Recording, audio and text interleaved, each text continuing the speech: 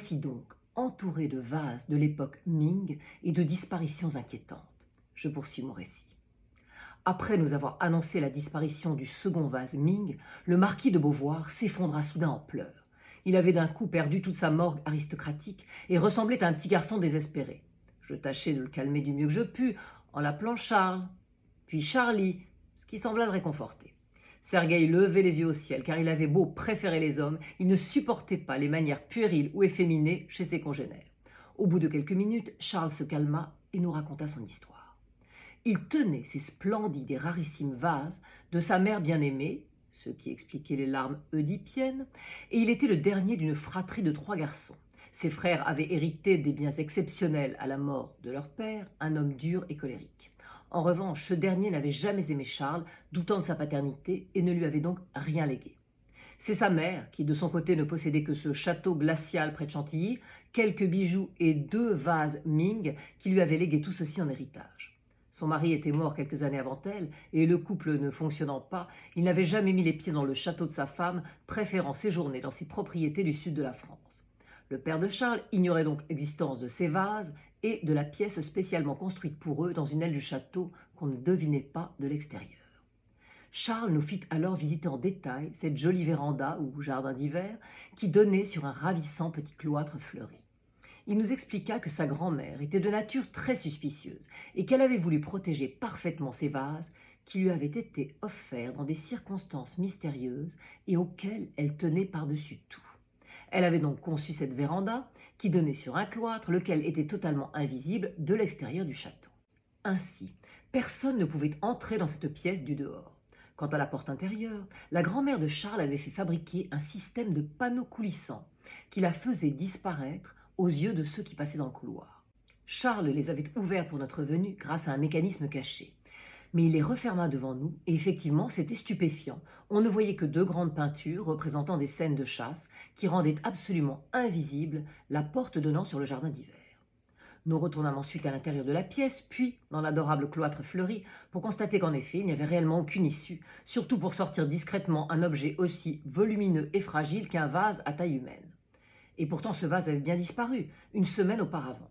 Ce dont Charles s'était immédiatement aperçu, car il faisait tous les jours sa petite ronde du château, en prenant bien soin de ne jamais oublier le jardin d'hiver si cher à sa grand-mère et à sa mère.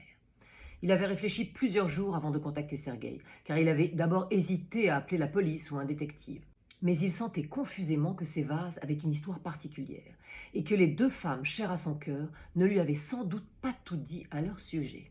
De surcroît, il ne comprenait pas pourquoi ceux qui avaient dérobé le vase n'en avaient pris qu'un, car dans le marché de l'art, les objets allant par paire avaient toujours beaucoup plus de valeur que ceux qui étaient dépareillés. Peut-être avait-il été pris par le temps, mais la question principale qui le rendait fou était de savoir par où le ou les voleurs avaient bien pu passer, et ensuite qui était-il pour connaître l'existence de ce lieu et ce qu'il contenait.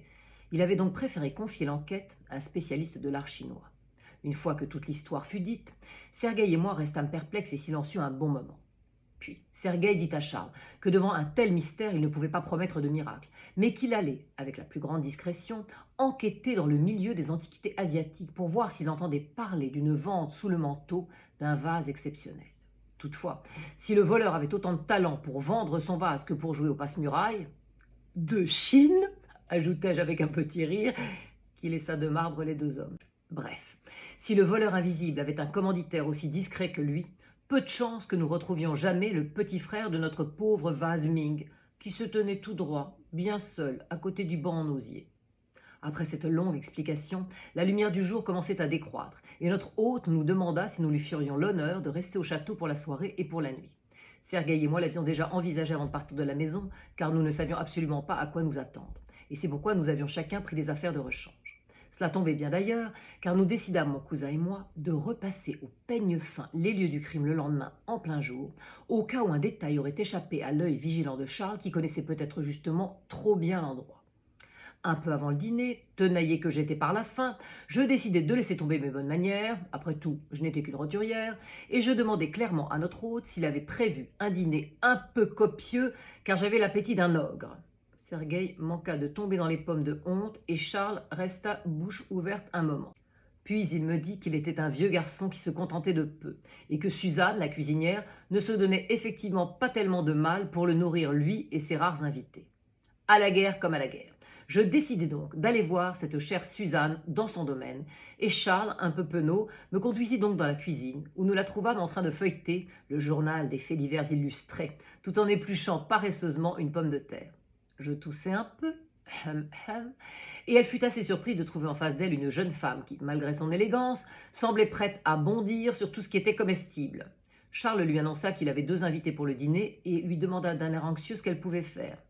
En grande quantité, rajouta-t-il, en voyant mon regard de folle. Suzanne dut percevoir une sorte de menace dans l'air qui allait fortement perturber sa routine tranquille, et elle me regarda l'air un peu affolé en demandant si une omelette aux champignons et 1 kilo de patates sautées pourraient faire l'affaire. Immédiatement, je fus soulagée, et oubliant que je n'étais pas chez moi, je répondis à la place de Charles que ce serait parfait, et que nous pourrions passer à table dès que le dîner serait prêt. Je ne suis pas certaine qu'après cet épisode, Charles ait encore eu des vues sur moi, car j'avais probablement traumatisé ce vieux célibataire. Quoi qu'il en soit, après un dîner qui m'avait enfin calé et une nuit glaciale passée sous une dizaine d'édredons, j'étais fraîche comme une rose le lendemain matin et tout à fait d'attaque pour traquer avec Sergueï le moindre indice dans le jardin d'hiver et dans son cloître. Comme dans Le mystère de la chambre jaune, le fameux roman de Gaston Leroux si en vogue à l'époque, la pièce et le cloître étaient sans issue. Et par conséquent, lorsque la porte était fermée et camouflée, personne ne pouvait donc entrer ou sortir. Le mécanisme secret qui permettait d'ouvrir cette porte était connu de Charles seul, et avant lui de sa mère et de sa grand-mère, et de surcroît il était assorti d'un code secret. Quant au cloître, ses murs extérieurs étaient totalement couverts d'une végétation dense et donc absolument invisible. Pour sécuriser davantage l'enceinte, la grand-mère de Charles avait fait mettre sur le haut des murs des pics d'acier acérés qui rendaient toute tentative d'escalade impossible. Nous étions bien dans une boîte close dont pourtant quelqu'un avait réussi à faire disparaître l'un des trésors. Charles nous fit préparer par Suzanne des sandwichs de taille conséquente, la leçon de la veille avait porté ses fruits, ainsi que des rafraîchissements. Puis il nous enferma et nous dit qu'il reviendrait en fin de journée pour voir si nous avions trouvé un indice. Je dois dire que même si le lieu était divin, le fait de me sentir prisonnière déclencha un sentiment de claustrophobie qui dura un petit moment.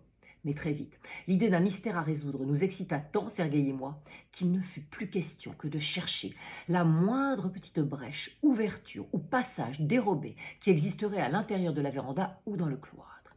Nous décidâmes de commencer par la pièce intérieure et de nous répartir les tâches. Sergueï s'occupait du sol en mosaïque et moi des murs, ce qui nous occupa déjà plus de 5 heures.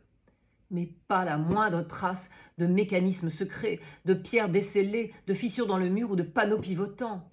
Nous soulevâmes chaque pot de fleurs, chaque fauteuil, chaque rideau, ainsi que la petite table en marqueterie et le joli banc en osier. Seul le vase Ming solitaire était inamovible tant il était lourd. Après l'échec de nos recherches dans le jardin d'hiver, nous décidâmes de passer une nouvelle nuit au château et de nous lever à l'aube le lendemain pour attaquer les fouilles dans le cloître, car le travail était colossal. Malheureusement, le lendemain soir, après une journée entière à 4 pattes, non pas hélas pour faire des galipettes, mais pour retourner la terre des plates-bandes, nous n'avions rien trouvé. Et l'abattement commençait à nous gagner. En effet, nous avions l'impression de chercher une aiguille dans une botte de foin, alors que nous cherchions justement un passage suffisamment large pour pouvoir sortir le gigantesque vase Ming. Le soir venu, nos yeux ne voyaient absolument plus rien, et c'est à un Charles désespéré que nous annonçâmes que nos recherches avaient échoué sur toute la ligne. Notre hôte voulut nous dédommager pour notre temps passé à chercher, mais nous refusâmes évidemment catégoriquement. Nous reprîmes donc la route, très déçus et furieux après nous-mêmes d'avoir été si peu efficaces. Toutefois, Sergueï promit à Charles de l'appeler dès qu'il aurait enquêté dans le milieu de l'art asiatique pour traquer une éventuelle revente du vase. Et il avait pris à cet effet des photos du second vase sous toutes les coutures. De mon côté, je m'étais imaginé pendant 2 jours en Miss Marple, résolvant toutes les énigmes. Et je me trouvais bien ridicule soudain de n'avoir pas déniché le moindre petit indice. Mais je jurai à notre châtelain que j'allais mettre en marche mes petites cellules grises et que nous finirions par découvrir quelque chose. Il eut l'air dubitatif et nous fit ce que j'interprétais comme un signe d'adieu tandis que nous prenions l'allée du château en voiture pour rentrer à la maison. Durant le trajet du retour, nous étions silencieux, perdus dans nos pensées l'un et l'autre pour essayer de trouver ne serait-ce qu'un début de piste à cette étrange affaire. Le lendemain matin, au petit déjeuner, à la table familiale, nous étions tous réunis, avec ma grand-mère, maman et Mike, Igor, qui ne quittait plus Épiphanie d'une semelle, et mes 3 enfants, Flora, Rocky et Saskia. Nous racontions nos déboires, Sergueï et moi, et notre incapacité à aider le pauvre marquis de Beauvoir. Épiphanie, qui jusque-là n'avait jamais entendu le nom de notre hôte, sursauta en l'entendant et nous dit qu'elle avait rencontré dans sa jeunesse une très jolie marquise de Beauvoir à Paris, lors d'une soirée donnée par Jacques Offenbach.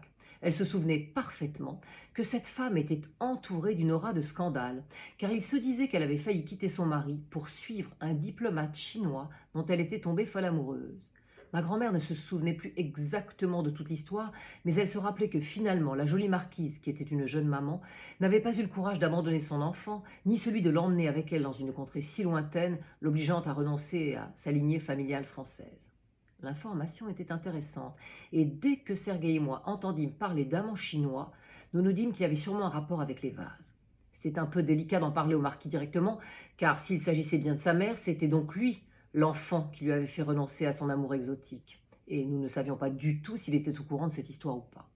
J'interrogeai donc Épiphanie en lui demandant de creuser dans sa mémoire pour trouver le moindre détail susceptible de nous donner plus d'informations sur cette femme et surtout sur son amant chinois.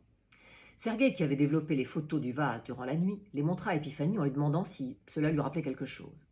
Ma grand-mère regarda attentivement et nous dit qu'elle avait déjà vu ce motif de dragon quelque part, mais elle ne parvenait pas à se souvenir où.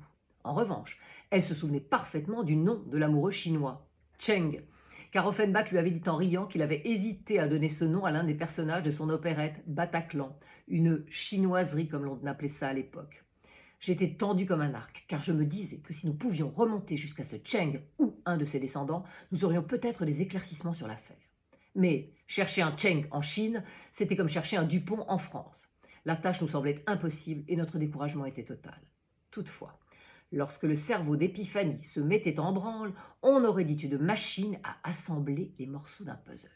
Et après 10 minutes de silence total, les yeux fermés, elle se mit à nous débiter toutes les informations que sa prodigieuse mémoire avait rangées aussi bien que dans un casier de consignes numéroté à la gare de Lyon. Elle nous raconta donc qu'au moment où elle avait rencontré la fameuse marquise de Beauvoir, c'est-à-dire vers 1880, on racontait que son scandaleux amant, le fameux Cheng, était diplomate chargé des relations avec la France à Pékin. À la suite de leur rupture, le beau Chinois, dévasté de chagrin, avait quitté Paris et avait acheté une grande demeure dans les environs pour y attendre la belle si elle changeait d'avis.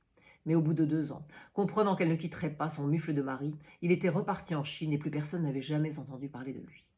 En grande romantique, ma grand-mère avait été passionnée par cette histoire et c'est pourquoi elle s'en souvenait si bien. Le jour même, Sergueï, qui avait de nombreux interlocuteurs au consulat français, mit en marche tout son réseau pour essayer de retrouver la trace du mystérieux Cheng. Le lendemain, un de ses amis du consulat l'appelait en lui disant qu'il avait retrouvé dans de vieux dossiers une très ancienne photographie représentant un groupe de diplomates français et chinois au dos de laquelle les noms étaient inscrits, et celui de Cheng y figurait. Nous nous rendîmes à toute allure à Paris, Épiphanie, Sergueï et moi. Et lorsque nous vîmes le cliché, nous restâmes bouche bée. Le dit Cheng arborait sur sa poitrine un énorme médaillon sur lequel était gravé un dragon parfaitement similaire à celui du vase Ming. Hourra! Que la force du dragon soit avec nous. Nous avions au moins un début de piste. Alors, à nous deux, l'Empire céleste. Oui, Archie. Vous aimez le riz cantonné? Bien, je vois que vous élevez le débat. Et vous voudriez être mon rouleau de printemps? Bien, là tout de même, Archie, tenez-vous, il y a du monde. Bien, je vais aller le mener à la baguette et je vous dis à très vite pour la suite de mes aventures.